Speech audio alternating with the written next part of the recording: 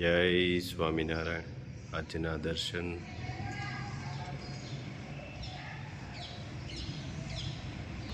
જય ગજાનંદ ગણપતિ મહારાજ, જય કષ્ટભંજન દેવ. જય સ્વામિનારાયણ. જીવનમાં માર્ગ તો ઘણા આવશે સાહેબ, પણ જે રસ્તે શાંતિ મળે ને ત્યાં પહેલા જવું, બાકી જરૂરિયાત તો ક્યારેય પૂરી જ નથી થતી. જય સ્વામિનારાયણ. મોર્નિંગ. જય સ્વામિનારાયણ, જય શ્રી રામ, જય શ્રી કૃષ્ણ, જય માતાજી, ઓમ નમઃ શિવાય. સત્યમેવી જયતા સિદ્ધેશ્વર મહાદેવની જય. આજે આપણે તલાલાના આનંદનો દિવસ છે. શ્રી રાધા કૃષ્ણ મહિલા મંડળ દ્વારા 7 દિવસ શ્રીમદ ભગવત સપ્તાહનું આયોજન કર્યું છે. તો અત્યારે આપણે પોથી યાત્રામાં જશું. ધામધૂમથી પોથી યાત્રાનું આયોજન છે, એટલે બધાય પોથી લઈ કથા સ્થળે પહોંચશું. આમંત્રણ છે કે તમારે 7 દિવસ હાજરી આપવાની છે અને સ્વયંસેવક તરીકે એટલે સેવામાં. હા, સેવામાં 7 દિવસ આપણે ત્યાં સેવામાં જોડાવાનું છે. જય સ્વામિનારાયણ.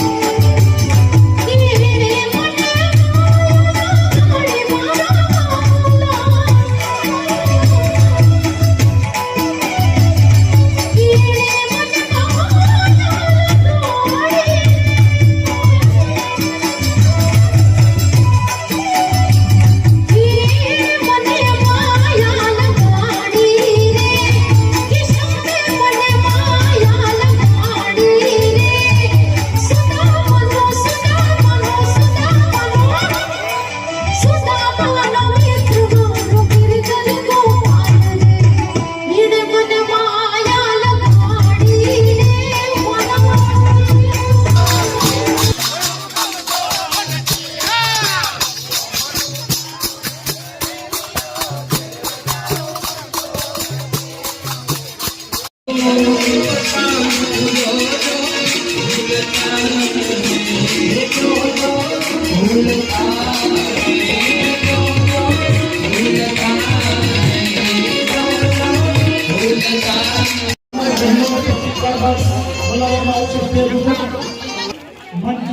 જમણી સાઈડ ભાઈઓ માટે બેઠક વ્યવસ્થા કરી 7 દિવસ સુધી તમે સાંભળશો તો માણસો મૃત્યુ પામેલો માણસ મુક્ત થાય, જીવતા માણસ પર એની અસર શું થાય? ભાગવત પર પ્રેત પીડા વિનાશય, પ્રેત પીડા યાની કે આપણા મનની અંદર આદિ વ્યાધિ અને ઉપાધિની જે પીડા છે એ દૂર કરવા વાળું ભાગવત થાય છે.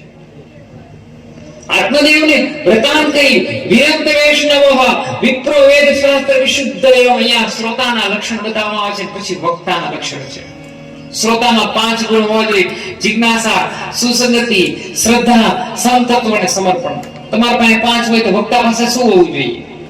તમે ભાગવત ખોલ્યો, 6ઠા અધ્યાયના 20મા શ્લોકની અંદર ભાગવતની અંદર વક્તાના ગુણ કહેવામાં આવે છે. ભાગવત કથા કોણ કરી શકે? ભાગવત કથા કોણ વાંચી શકે? એમનું વૃતાંત કહેવાય છે. વિરક્ત વૈષ્ણવો વિપ્રો વેદ શાસ્ત્ર વિશુદ્ધ કૃતમ દ્રષ્ટાંત કુશલો ધીરો વક્તા કાર્ય નિષ્કૃષ્ટા. જેમણે બ્રહ્મસંબંધી હોય, વિપ્રોહ એટલે કે બ્રાહ્મણ, વિશુદ્ધ વેદ શાસ્ત્ર વિશુદ્ધમાં જે માણસ વેદ અને શાસ્ત્રનો અભ્યાસ કરે એ જ ભાગવતની કથા કરી શકે સાહેબ. કારણ કે ભાગવત છે ક્યારેય પણ એ વાર્તાનું સ્વરૂપ નથી. સૂર્યનારાયણની સામે એટલે એમાં પ્રતિબિંબ પડે, પ્રતિબિંબમાં જળની ધાર કરજો એટલે 7 જુદા જુદા રંગોનું ઉત્પન્ન થાય. આ 7 જુદા જુદા રંગો આપણા શરીરને અડે ને એટલા માટે થઈને આપણા તમામ શરીરની અંદર રહેલા રોગો હોય ને એક રોગની આપણામાં સારવાર થઈ જાય. ઈ ગ્રહ છે એટલે આપણામાં ડીએનએ હોય. જો મૃત્યુ સમયે ભગવાનનું નામ સ્મરણ કરી તો આપણા ડીએનએ કોની નજીક જાય? આપણી ઓરા આપણા સંતાનોની નજીક જાય. આપણા સંતાનો હોય એની સાથે આપણા ઓરા જોડાયેલા હોય, જેને મેડિકલ સાયન્સ છે ઈ વસ્તુ પણ એને સ્વીકારે, ડીએનએ. એટલા માટે મૃત્યુ સમયે જ્યારે આપણે ભગવાનનું નામ લઈએ, પરમાત્માનું સ્મરણ કરીએ, ત્યારે આપણું મન એકદમ હલકું ફૂલકું થઈ જાય. આપણી ઓરા અને હળવી ઓરા થઈ જાય, ઈ જ બ્રહ્માંડમાં વિહાર કરે. ઈ ઓરા કોઈ માત્ર તો શ્વાસ લેતો હોય, ઈ ધનંજય નામનો શ્વાસ લે ત્યારે એના નાભીમાં ઉદરમાંથી 3.5 મહિના આપણે પહેલો વેલો ગમે ઈ આપણો આત્મા હોય ઈ ગમે માના ઉદરની અંદર જાય, ઈ ઉદરની અંદર જાય ને ફરી પાછો આપણો પિંડ બધાને ફરી પાછો જન્મ થાય સાહેબ. આ આત્મા અવિનાશી છે સાહેબ, સાંભળજો. ઈ ક્યારેય નાશ ન પામે. આત્મા સતત એનો કદી નાશ પામે આત્માનો? છતાં આપણે એટલે છાપામાં લખીએ કે તમારા આત્માને ભગવાન શાંતિ આપે. જે વસ્તુ ક્યારે મૃત્યુ નથી પામવાની એને શાંતિની શું જરૂર છે? કયો અંતિમ સમયે પ્રભુ નામ હરિનામ સ્મરણ હોય ત્યારે આપણા એકદમ આપણી ઓરાઓ એકદમ સતેજ થઈ જાય. જો આમાંથી કોઈ વિદેશ જતા હોય અથવા કોઈ ધ્યાન કેન્દ્રમાં હોય તો એને પૂછી જોજો કે જર્મનીની અંદર જેમ આપણા મંદિરમાં આપણે જઈએ અને આપણને મંદિર હોય કે એરપોર્ટ હોય આપણને ગળકાવવામાં આવે મશીનની અંદરથી કે આપણી પાસે જો કોઈ હથિયાર હોય તો એ વાગે આપણે જવા નથી. તમે જર્મનીના ગમે તે શહેરમાં તમે જાઓ, ટીબલીમાં જાજો, જર્મનીના ટીબલીની અંદર ને સૌથી વધારે ધ્યાન કેન્દ્ર છે. આ ધ્યાન કેન્દ્રની અંદર તમારે જવું હોય તો તમને ઓરાના મશીનમાંથી ગળકાવવામાં આવે કે તમારી ઓરા કેટલી સતેજ છે તો જ તમને ધ્યાન કેન્દ્રમાં જવા દે. આ ઓરા શું છે? આપણું મન છે એ અંતિમ સમયે એટલું હળવું કરવું જોઈએ કે આપણા પરિવારના કોઈ પણ ડીએનએ હોય એનાથી સ્પર્શ ન કરે અને આત્મા બ્રહ્માંડમાં ચેતન તત્વ વયો જાય વહી આત્મા છે સાહેબ. હર એક ગ્રહ અને હર એક સ્થિતિ કોઈ પણ વેદ વિરુદ્ધ ન હોય. વેદ સ્વતંત્ર વિજ્ઞાન છે.